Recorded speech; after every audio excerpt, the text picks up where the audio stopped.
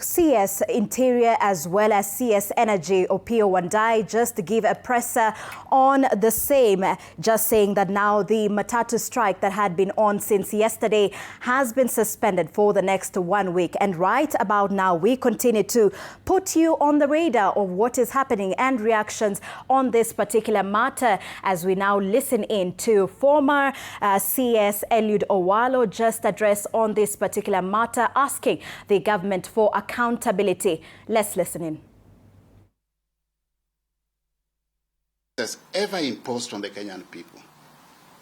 Not even the COVID-19 global shutdown that disrupted international logistics and supply chains, or the Russia-Ukraine war, not even the 2008 global oil shock, the Arab Spring, the Libya conflict, the Gulf Wars, or previous Iran-linked Middle East crisis pushed Kenya's fuel prices to these punishing astronomical levels that we are witnessing today.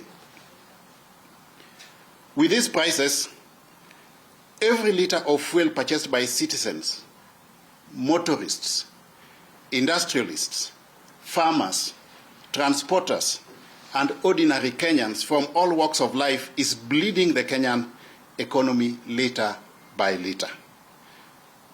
If urgent measures are not taken with speed and seriousness, the runaway fuel prices will trigger a full-blown national economic crisis with devastating consequences for households, for jobs, the entire production value chain, and the overall cost of living index.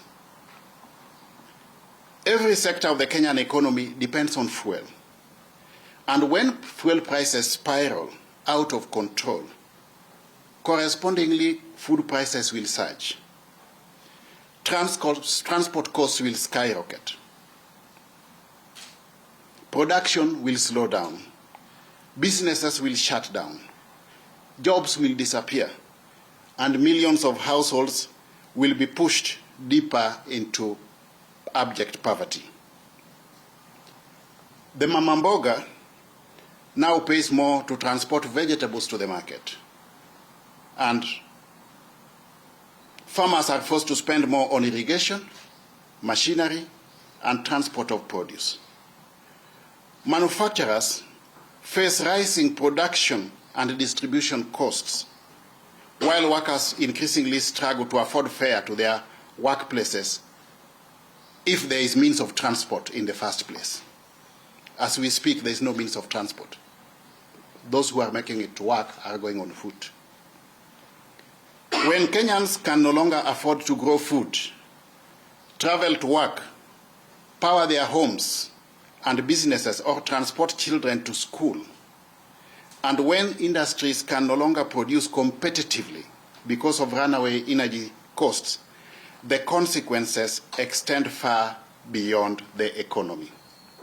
And at that point, the country will not only face a severe cost of living and food security crisis, but also the real danger of a full-blown national security crisis driven by economic distress, social frustration, and growing public desperation and anger. As of today, this economic distress, social frustration, and growing public desperation is already grinding the country to a halt, with roads blocked, businesses closed, transport disrupted, infrastructure destroyed, schools closed, and the insecurity and violence that often accompanies the resultant public protests at the runaway fuel prices are also rearing their ugly heads. The government, therefore, must act now and not wait for a national crisis before responding to this dire situation. As we speak, I've already held consultations with various local and foreign investors. And in their view, Kenya is losing its comparative advantage and attractiveness to investors due to the high cost of doing business, and may lose its status as a preferred investment destination in the region. ladies and gentlemen, Kenya is bleeding at the pump, and the economy is rapidly hemorrhaging. We are weakening the very lifeline of our economy through these fuel price increases, and decisive action must now be taken. If I may ask, how can a landlocked Uganda have cheaper diesel than Kenya when most of its fuel passes through Kenya? How can Tanzania and Ghana maintain significantly lower fuel prices than Kenya? And how do we rationalize the fact that despite global fuel price hikes exhibited by tensions in the Middle East, it is Kenya that continues to bear one of the heaviest burdens? It just doesn't make sense. So you cannot continue advancing the argument that the prevailing fuel prices is as a result of the war, because other countries are equally facing the consequences of the war.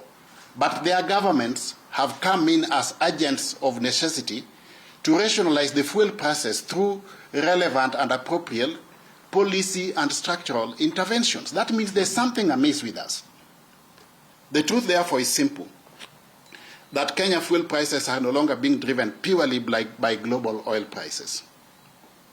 They are driven by overtaxation, failed or lopsided policy choices, non-competitive fuel import arrangements, and misplaced government priorities.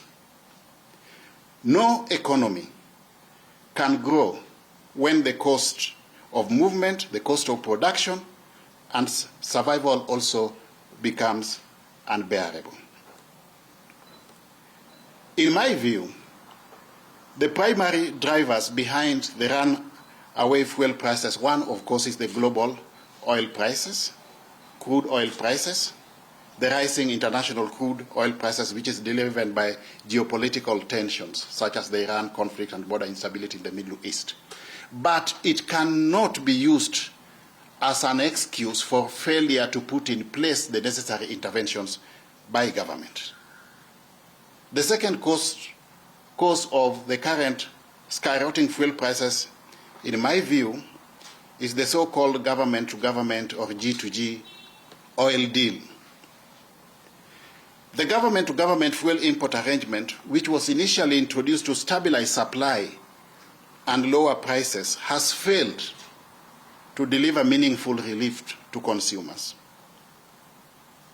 Concerns also have emerged over reduced market competitiveness and inefficiencies within the import framework. And despite government interventions, including subsidies financed through the Petroleum Development Levy Fund, the fuel prices, particularly diesel, have continued to hit record highs.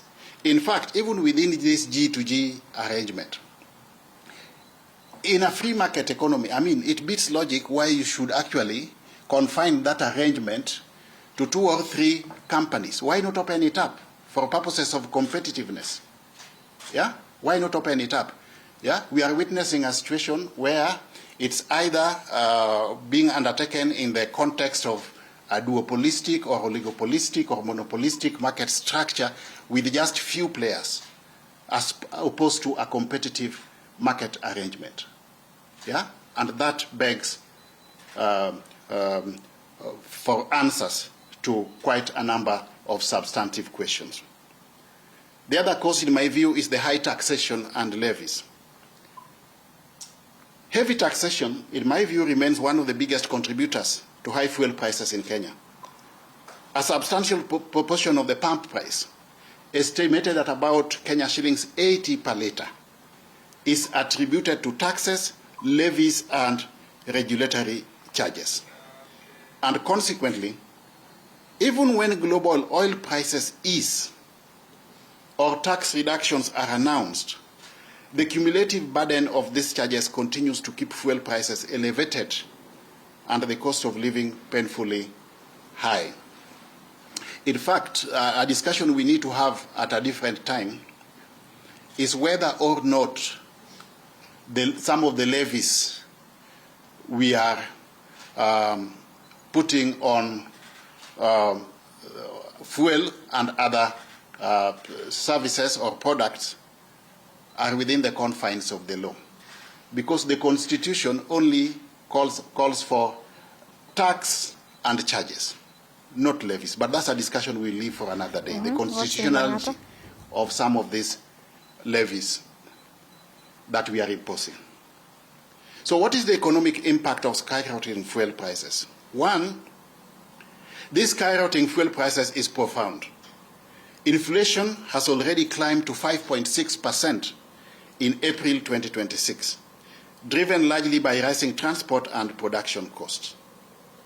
The recent oil price spike is estimated to have cost Kenyans an additional 20 billion in just 2 months, and consequently, the country's economic growth forecast for 2026 has been revised downward to 5%. The most worrying thing, good people, is that once we have that rise in inflation, almost all costs of essential commodities, goods and services, is going to correspondingly go up within the not too distant future. So Kenyans will continue losing their purchasing power as a result of the cost of living index.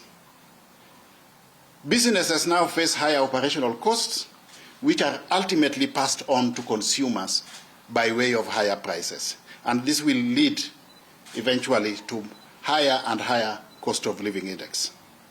The transport, agriculture and manufacturing sectors are particularly vulnerable, threatening food security, industrial productivity and overall economic stability. The steep rise in fuel prices has worsened an already grim economic outlook in Kenya. It is now a no-brainer that millions of Kenyans are struggling to put food on the table, let alone meet their daily basic needs.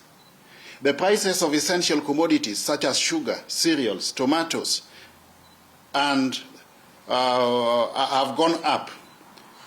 And mama mboga or ordinary mwananchi can barely make ends meet, while the working class has become increasingly frustrated and economically disenfranchised due to excessive taxation, or punitive taxation if you want to call it.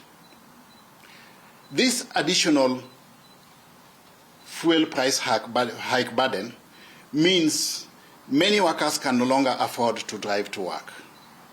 Even affording public transport has become increasingly difficult. The net effect is a stressed population, a frustrated working class, and a country that is rapidly losing economic confidence and social stability. We cannot, good people, allow our people to be pushed any further to the brink. And this is why I'm proposing. All right, that is Eliud Owalo just giving some of his recommendations to the government as per the fuel hike protest that we have seen since Monday. But as of now, it remains suspended until further notice. That is 1 week to allow for consultations between the government and stakeholders in the transport sector. And of course, he just recommends a VAT reduction as well as review of levies and also the establishment of strategic petroleum reserves. We will be giving you further updates on that in our subsequent bulletin.